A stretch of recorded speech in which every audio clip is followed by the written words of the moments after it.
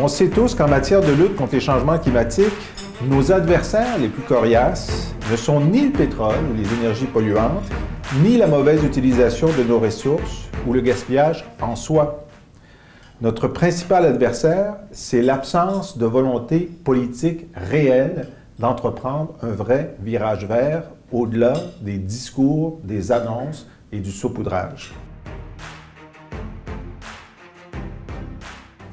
Je vous propose aujourd'hui, à grands traits, quelques éléments de la vision que nous sommes en train d'élaborer et que nous voulons continuer à élaborer avec vous pendant le compte à rebours des 16 mois qui nous séparent de l'élection d'octobre 2018. Une vision audacieuse, moderne, du nationalisme économique pour accélérer le nécessaire virage du Québec vers une économie verte.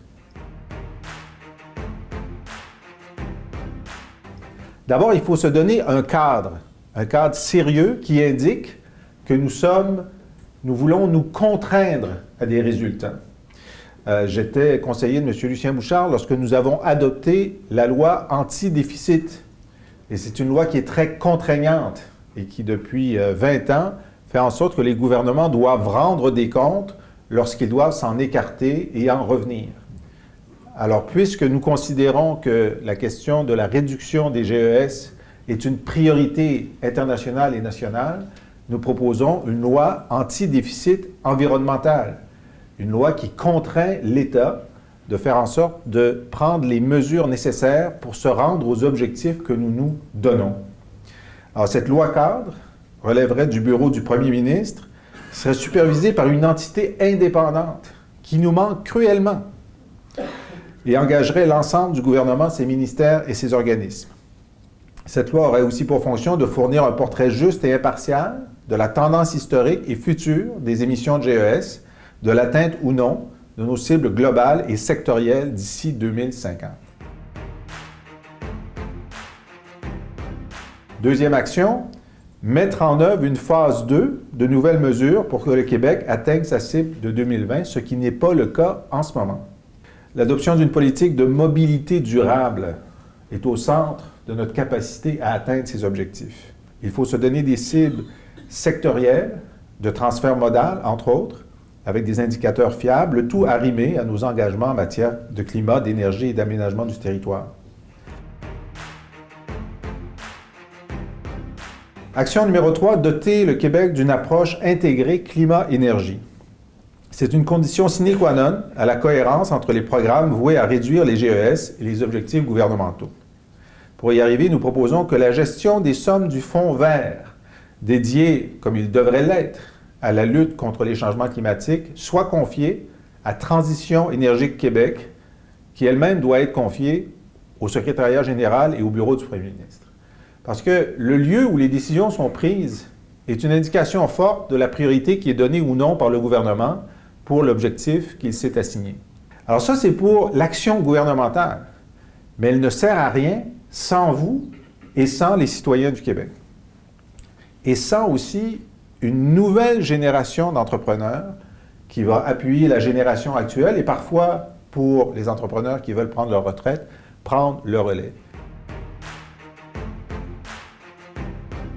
On est à la veille d'une vague d'entrepreneurship comme le Québec n'en a jamais connu.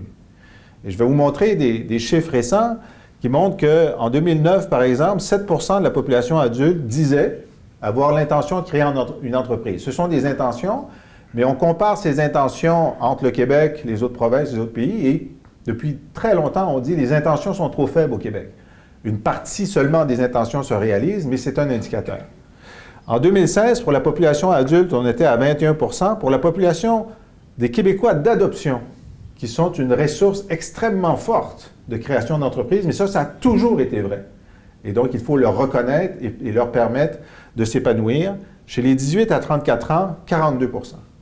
On n'a jamais connu des niveaux d'intention d'entrepreneuriat aussi élevés. Notre responsabilité, notre devoir et notre grande chance en tant que gouvernement du Parti québécois, c'est de pouvoir accompagner cette volonté entrepreneuriale, transformer ces intentions en projets et ces projets en succès. Et on sait qu'il y a beaucoup de ces jeunes entrepreneurs qui sont nés verts.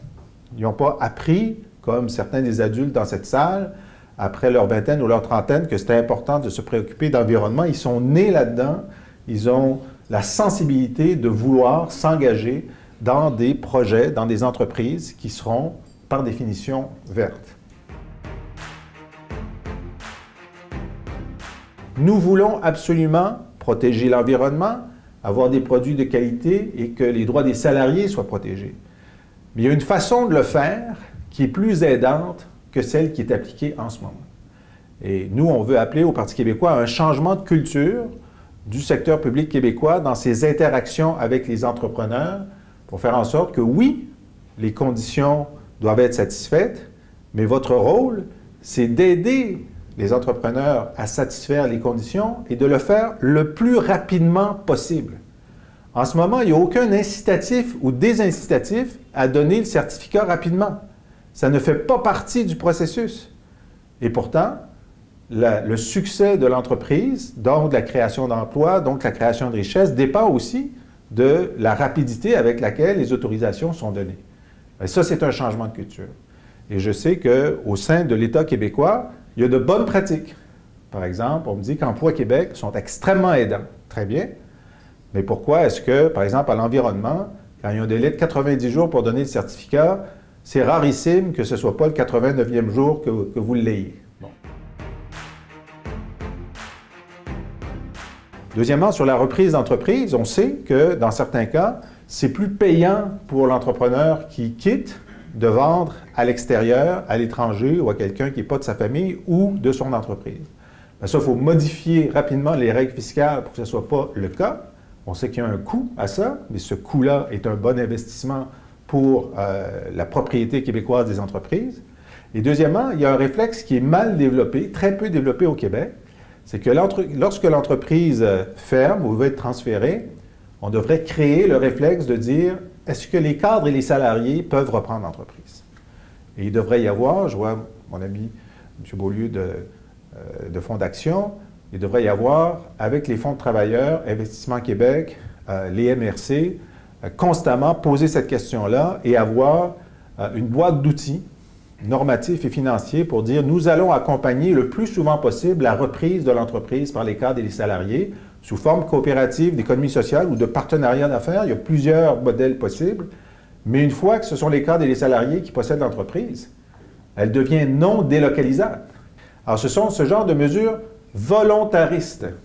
Et moi, je pense que la volonté politique qui a été exprimée par le gouvernement Lévesque, par le gouvernement Parizeau, Bouchard, par Mme Marois, c'est ce qu'il faut au Québec d'aujourd'hui, en particulier dans le domaine du virage vert du Québec. Et il y a besoin de cette addition entre la volonté politique et l'existence d'acteurs économiques ambitieux, créatifs, comme vous. Je vous en remercie et je vous en félicite.